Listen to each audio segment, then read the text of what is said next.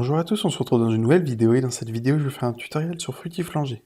En fait le délai c'est un peu comme si on commençait le son un peu plus tard, donc là j'ai deux patterns, donc c'est comme si on était au max, on était, bon après c'est pas une échelle très précise, mais c'est comme si on commençait donc au deuxième pattern ici quand on est à 20 millisecondes, et si vous êtes à 0 c'est comme si vous commenciez donc au début.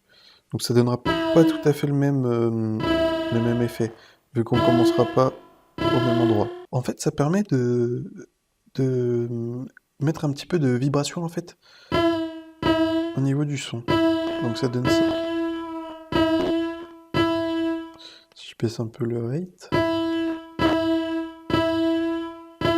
Donc ça fait un peu une sorte de modulation de vibration du son. Donc le rate en fait ça permet de mettre plus ou moins d'effets de distorsion donc sur le VST. Donc là on voit que c'est vraiment distordu alors que ici on voit que le son est plutôt brut. Donc ça donne ça. Et c'est en corrélation aussi avec le dip. En fait, le fuzz, ça permet d'avoir un son qui va un petit peu de gauche à droite quand vous êtes sur 0 degré ou 360, ici. Alors que si vous êtes plus à 180, vous aurez un son qui va plus au milieu, en fait. Si vous avez un casque ou quoi que ce soit, vous entendrez mieux. Que là, vous entendez, ça fait un petit peu gauche-droite. Que là, ça fait vraiment... Il y a les deux qui jouent en même temps à 180. Donc, en fait, le drum, ça permet de amortir les hautes fréquences, en fait. Donc, dans cet exemple-là, ça permet de enlever un peu enlever la distorsion, en fait. Plus on va aller vers 1, et ici, on n'aura pas donc l'amorti des hautes fréquences. Donc ça donne ça. En fait, le chef, ça permet de modifier donc la forme de la courbe, et donc ça modifie un peu la distorsion du VST.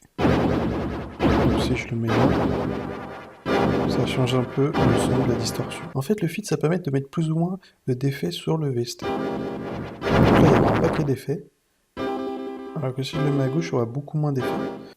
Donc, un feedback, en fait, ça permet d'inverser donc les feedbacks, les échos, et donc donner un son différent aux échos.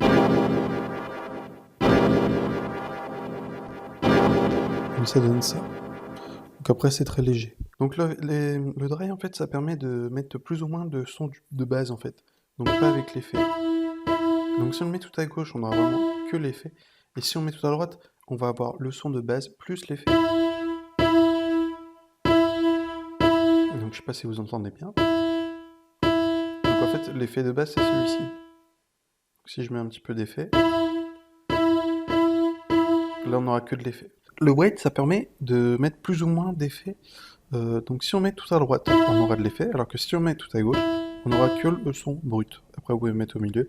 Donc là, on aura du son brut et un peu d'effet. En fait, le cross, ça permet de mettre le son qui va de gauche à droite. Si vous le mettez comme ça, vous aurez le son des deux oreilles en même temps. Alors que là, si vous allez à droite, vous aurez le son qui va de gauche à droite. Donc j'espère que cette vidéo vous aura été utile. N'hésitez pas, dans la description, il y a une formation sur FL Studio. Et au revoir.